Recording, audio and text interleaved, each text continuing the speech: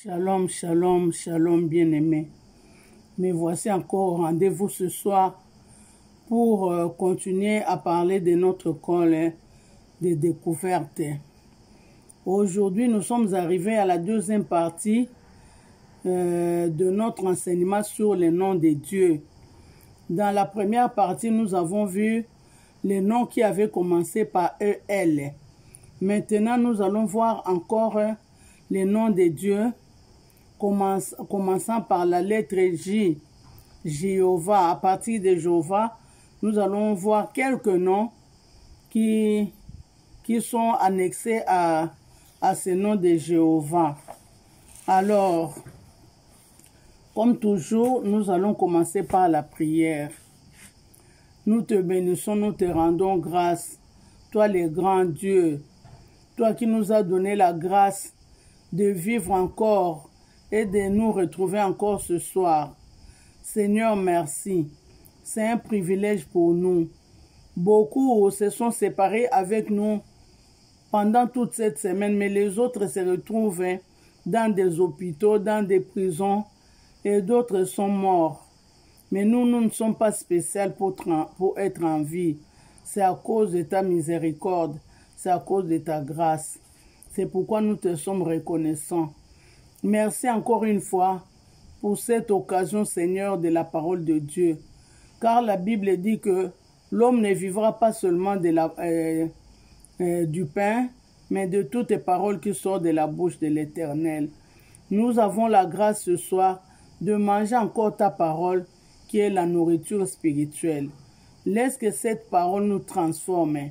Cette parole change notre vie. Cette parole nous oriente à nous attacher encore et encore à toi, Seigneur. Merci, Seigneur. Que cette parole soit une lumière pour écarter l'ignorance dans notre vie. Nous te bénissons. Saint-Esprit, merci. Parce que c'est toi qui vas nous donner la sagesse de faire la différence, de comprendre et de discerner cette parole. Sois élevé, Saint-Esprit. Merci pour ta disponibilité. Au nom de Jésus, nous avons prié. Amen. Amen, amen, amen. Dans l'introduction de cette deuxième partie, nous verrons que l'introduction de la deuxième partie est pratiquement la même que nous avions fait pour la première partie. Je crois que c'est aussi bien quand nous reprenons cette introduction, comme ça ceux qui ne parlent pas lingala vont profiter parce que c'est la même introduction. Alors, qu'est-ce que nous avons dit? Dans les enseignements sur les noms de Dieu, nous avons dit que Dieu s'est fait connaître aux hommes par des noms qui décrivent sa nature. C'est-à-dire qu'au travers de son nom, Dieu nous définit ce qu'il est. Donc, quand nous connaissons les noms de Dieu, et nous découvrons ce que Dieu est à partir de ces noms-là. Pourquoi? Parce que la nature, c'est quoi? C'est l'ensemble des traits qui constituent la personnalité tant physique que morale d'une personne, d'un être humain. C'est-à-dire, surtout chez nous les Africains, nous avons l'habitude de donner les noms aux enfants par rapport à leur caractère. Par exemple, quelqu'un qui ne parle pas, qui est toujours mélancolique, chez nous, on lui donne le nom de Mawete. Mawete, c'est ce qui veut dire quelqu'un qui est mou, quelqu'un qui est doux, quelqu'un qui ne parle pas. Dans la Bible, nous avons aussi l'histoire d'un homme qui ressemblait à son nom. C'est juste le mari d'Abigaël. Quand Abigaël était partie voir David pour s'excuser par rapport au comportement de son mari, Abigaël avait dit que son mari s'appelait Nabal et elle a dit que cela voulait dire que quelqu'un qui n'a pas de sagesse, donc qu'il reflétait son nom. Donc au travers d'un nom de quelqu'un, nous pouvons découvrir son caractère, comment il est. C'est pourquoi Dieu aussi, en connaissant son nom, nous allons découvrir la nature de Dieu au fur et à mesure que nous avançons en cherchant à découvrir le nom de Dieu. Alors, Dieu lui-même nous a donné son nom. Cela se trouve dans le livre de Exode, chapitre 3, verset 13, que je vais lire. Chapitre 3, verset 13, pardon, verset 14. Mais je vais lire le verset 13 à 14 pour que nous comprenions. Moïse dit à Dieu, « J'irai donc vers les enfants d'Israël, et je leur dirai, le Dieu de vos pères m'envoie vers vous. Mais s'ils me demandent quel est son nom, que leur répondrai-je? » Dieu dit à Moïse, « Je suis celui qui suis. » Et il ajouta, « C'est ainsi que tu répondras aux enfants d'Israël. Celui qui s'appelle Je suis m'a envoyé vers vous. » Donc Dieu a donné son nom, il a dit qu'il s'appelle Je suis. Mais pour moi, je ne voudrais pas qu'on puisse se limiter seulement à partir de ces versets. J'aimerais que nous puissions lire le chapitre 3 du verset 1 jusqu'au verset 14 pour comprendre dans quel contexte Dieu a parlé à Moïse. Pourquoi ils sont arrivés à ce moment, à ce niveau-là de se faire connaître les noms. Alors je vais lire comme ça, nous allons voir l'histoire et comprendre ce qu'il y avait au juste. Alors je commence au verset 1. Exode chapitre 3, nous allons partir du 3 au verset 14. Verset 1. Je lis au nom de Jésus-Christ. Moïse faisait paître le troupeau de Jéthro, son beau-père, sacrificateur des Madians. Et il mena le troupe derrière le désert et vint à la montagne de Dieu à Horeb. L'ange de l'Éternel lui apparut dans une flamme de feu au milieu d'un buisson. Moïse regarda et voici, les buissons étaient tout en feu et les buissons ne se consumaient point. Moïse dit, « Je veux me détourner pour voir quelle est cette grande vision et pourquoi les buissons ne se consument pas. » L'Éternel vit qu'il s'est détourné pour voir et Dieu l'appela du milieu du buisson et dit, « Moïse, Moïse !» Et il répondit, « Me voici. » Dieu dit, « N'approche pas d'ici, ôte tes souliers de tes pieds, car le lieu sur lequel tu te tiens est une terre sainte. » Et il ajouta, « Je suis le Dieu de ton père, le Dieu d'Abraham, le Dieu d'Isaac et le Dieu de Jacob. » Moïse se cacha le visage car il craignait de regarder Dieu. L'Éternel dit, « J'ai vu la souffrance de mon peuple qui est en Égypte et j'ai entendu le cri que lui font pousser ses oppresseurs, car je connais ses douleurs. Je suis descendu pour les délivrer de la main des Égyptiens et pour faire monter de ces pays, pour les faire monter de ces pays dans un bon et vaste pays, dans un pays qui coule le lait et le miel, dans le lieu qu'habitent le Cananéen, les Étiens, les Amoréens, les Phérésiens, les Éviens et les Jébusiens. Voici les cris d'Israël sont venus jusqu'à moi, et j'ai vu l'oppression que leur font souffrir les Égyptiens. Maintenant, va, je t'enverrai auprès de Pharaon, et tu feras sortir d'Égypte mon peuple, les enfants d'Israël. Moïse dit à Dieu, « Qui suis-je pour aller vers Pharaon et pour faire sortir d'Égypte les enfants d'Israël? » Dieu dit, « Je serai avec toi. Et ceci sera pour toi le signe que c'est moi qui t'envoie. Quand tu auras fait sortir d'Égypte le peuple, vous servirez Dieu sur cette montagne. » Verset 13. Moïse dit à Dieu, « J'irai donc vers les enfants d'Israël et je leur dirai, le Dieu de vos pères m'envoie vers vous. Mais s'ils me demandent quel est son nom, que leur répondrai-je? » Dieu dit à Moïse, « Je suis celui qui suis. » Et il ajouta, « C'est ainsi que tu répondras aux enfants d'Israël, celui qui s'appelle Je suis m'a envoyé vers vous. Alors voilà l'histoire. Donc Moïse, il était parti paître les brebis de son beau-père Jéthro. Et là, il a vu quelque chose d'étrange. Il a vu le feu. Il y avait des herbes qui brûlaient, mais qui ne se consumaient pas. Plus il s'approchait pour regarder de près ce qui s'est passé, il a entendu quelqu'un l'appeler et c'était Dieu. Et ils ont eu une conversation comme nous venons de le dire là-bas. Mais au final, Dieu lui a donné son nom.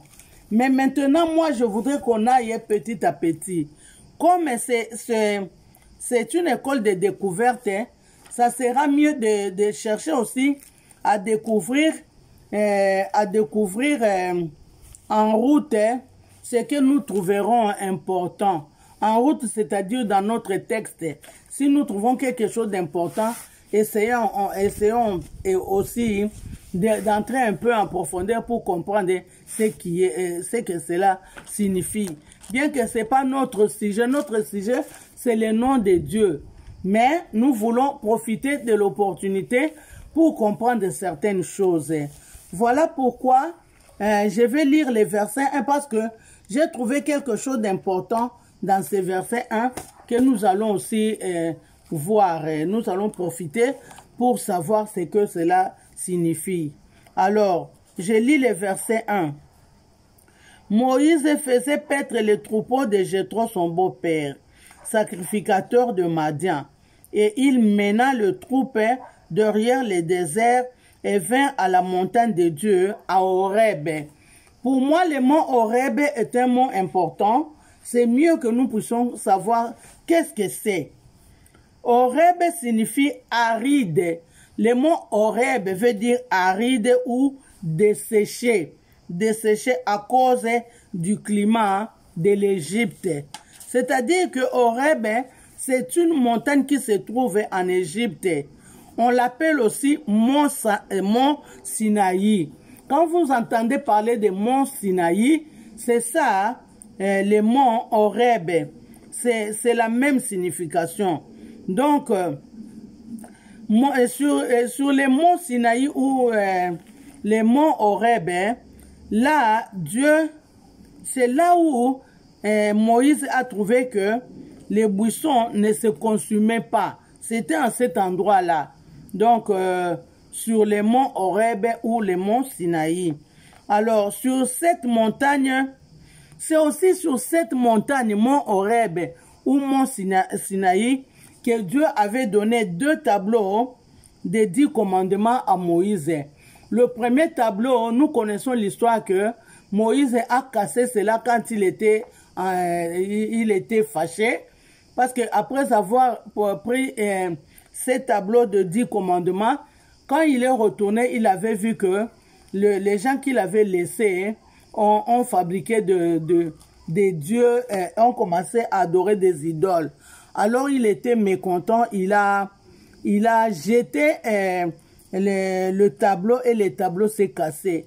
Après, Dieu lui a donné encore un autre tableau, toujours sur les monts Sinaï ou le mont Horeb.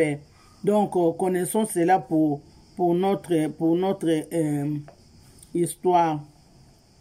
Alors, c'est sur cette même montagne, sur le mont Sinaï ou mont Horeb, il y a aussi quelque chose qui s'est passé.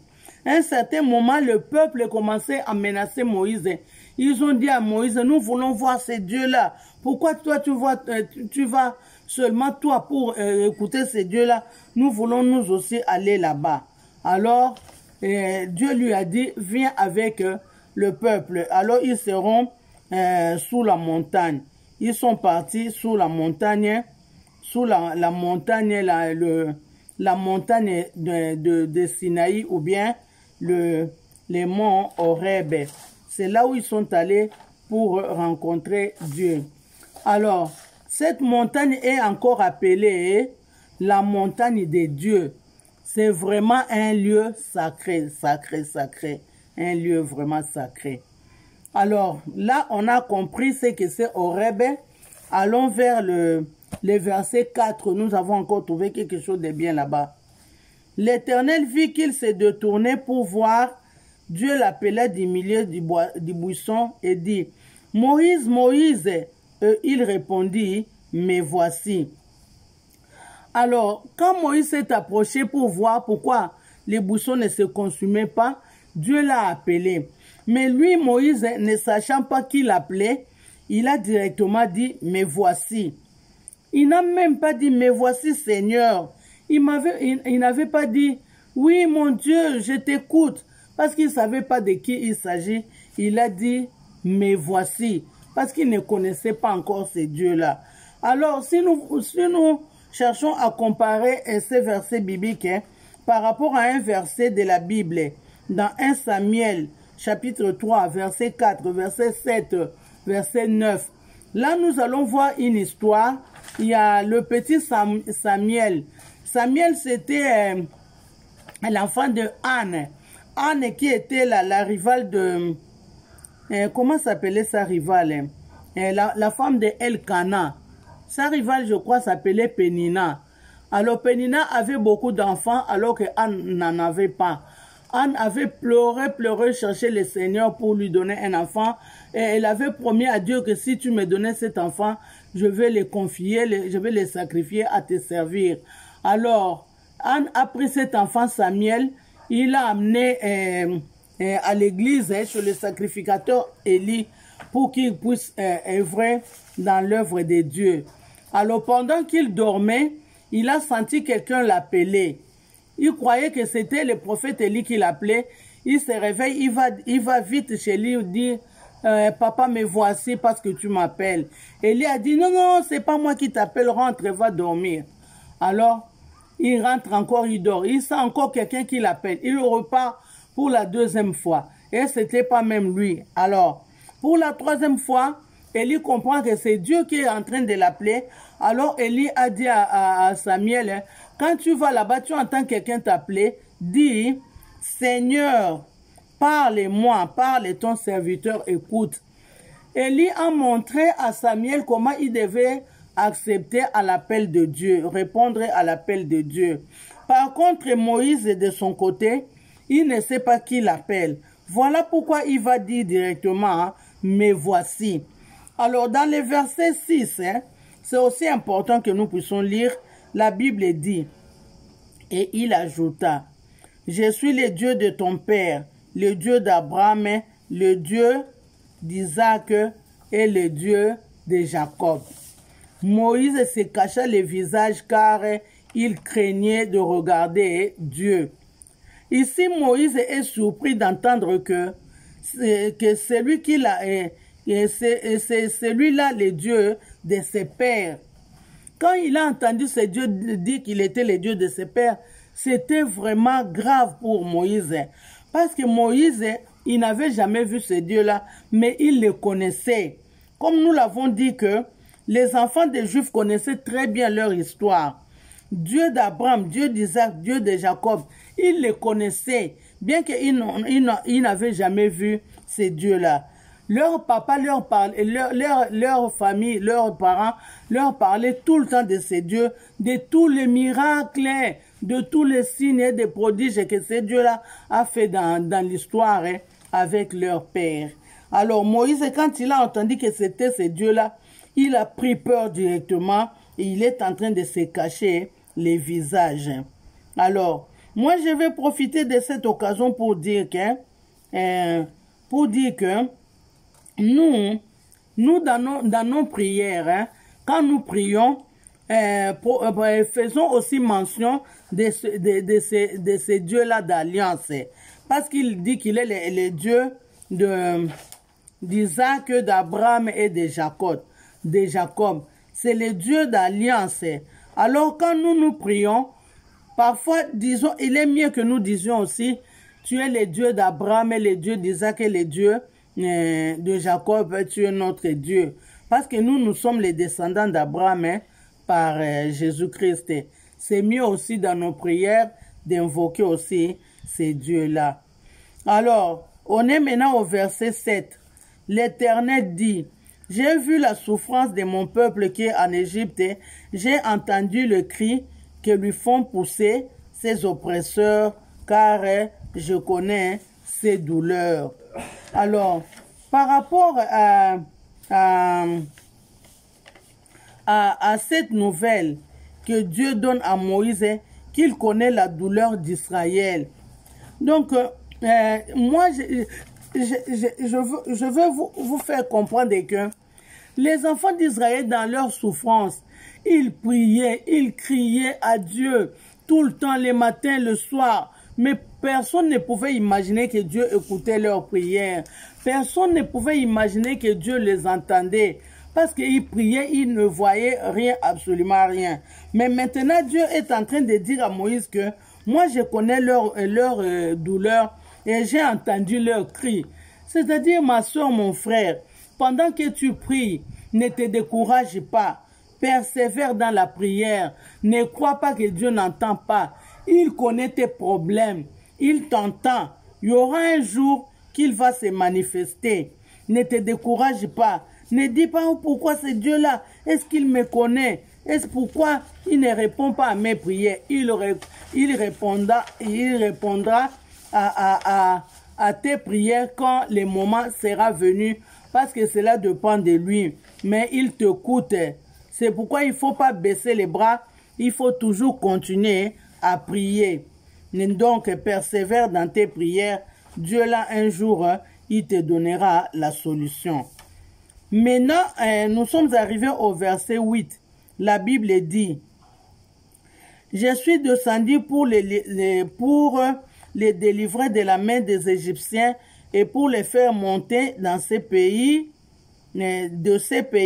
dans un bon et vaste pays, dans un pays où coule le lait et le miel. » Et le miel. Alors, ces pays dont parle la Bible ici, c'est les pays de Canaan. Il dit que dans ces pays-là coule le lait et le miel. C'est-à-dire quoi? Ici, Dieu ne veut pas dire qu'au pays de Canaan, il y avait un arbre qui donnait le lait et le miel, où les enfants d'Israël devraient apporter des récipients pour cueillir le lait et le miel. Mais il voulait dire que les pays dans lesquels il les envoyait, c'était un pays qui était favorable à la culture et à l'élevage. C'est-à-dire, quand on parle de miel ici, on sous-entend les fleurs, les plantes, donc les produits agricoles. Dieu voulait dire que la terre était très fertile pour la facilité agricole. Donc Dieu a dit que ce terrain était vraiment fertile.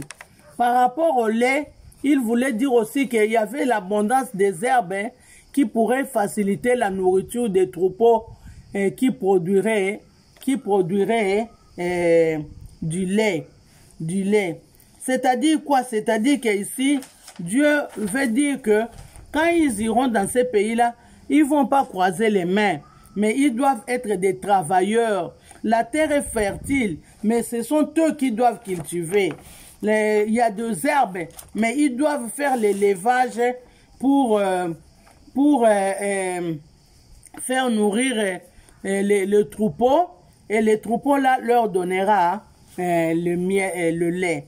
C'est-à-dire que Dieu veut que nous puissions travailler.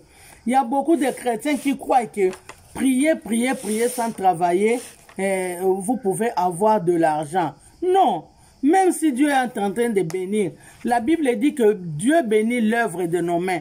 Nous devons travailler. Ne croyons pas que quand nous croisons les bras, quand nous sommes en retraite, quand nous sommes en prière, quand nous chassons l'esprit de blocage, que l'argent va tomber du ciel. Non, nous devons travailler. Nous devons être des travailleurs. Et vous savez, hein, la rémunération de ton travail te donnera de la valeur et la liberté d'utiliser ton argent comme tu veux. Même si cet argent est peu. Mais c'est important que tu travailles. Quand tu travailles, tu as de la valeur. Les gens te considèrent. Même si tu ne gagnes pas beaucoup. Mais on sait que cette femme-là travaille. Cet homme-là travaille. Surtout les hommes, quand ils ne travaillent pas, ils n'ont même pas de la valeur, même en présence de leurs femmes. Si c'est les femmes qui travaillent, les femmes disent toujours, oh, tu vois, moi j'ai une seule mère, je prends la charge de toute la famille, de toute la maison, comme mon mari ne travaille pas. Mais les hommes, quand ils travaillent et que les femmes ne travaillent pas, jamais tu entendras les hommes qui vont dire, ah, c'est trop, j'ai beaucoup de charges. On ne le sent pas. On sent cela seulement chez la femme. C'est pourquoi il est mieux de travailler. Ne croyez pas que quand on est chrétien, on doit croiser les bras. Non, non, non, non, non. Ne faisons pas passer beaucoup de temps à l'église. Ce n'est pas mauvais de prier. Mais quand le matin tu es là, à midi tu es là, le soir tu es là, quand est-ce que tu vas travailler? Même si cette église a un programme hebdomadaire, tous les jours dans la semaine. Mais toi, tu dois avoir la sagesse de choisir quand est-ce que tu vas aller et quand est-ce que tu vas laisser le temps pour le travail. Ne crois pas que quand tu y vas, tous les jours, on te voit que tu es un bon chrétien. Non, il faut savoir, il faut faire le choix. J'aurai seulement le mardi, parce que là, il y a l'école, les enseignements.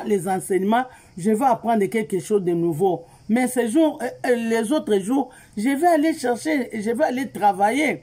Parce que j'ai une famille. Même si tu n'as pas de famille, tu as aussi des besoins. Alors, ne crois pas que l'argent va tomber du ciel. Je crois que pour aujourd'hui, on se limite ici. On se limite ici. La prochaine fois, on va continuer parce qu'il est temps. En tout cas, qu'est-ce que nous avons retenu? Nous avons retenu l'explication de la montagne d'Horeb. Nous avons vu aussi que Moïse ne connaissait pas le nom de Dieu.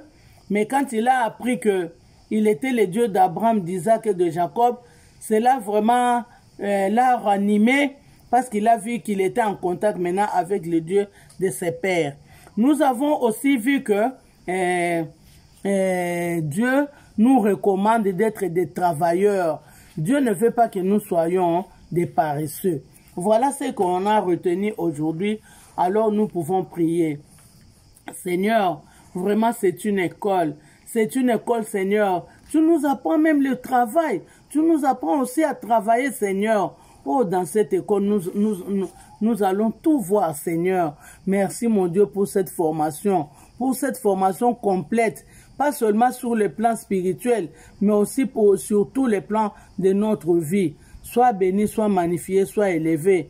Merci, Seigneur, pour l'enseignement d'aujourd'hui. Laisse que cela soit vraiment un partage pour nous, mon Dieu, mon roi, que nous puissions aider, que cela nous aide pour la mise en pratique. Sois élevé, sois magnifié, Seigneur. Dans le nom de Jésus, nous avons prié. Amen. Amen, amen, mes chers frères et sœurs. Nous allons nous revoir à la prochaine. Ciao, ciao. Que Dieu vous bénisse.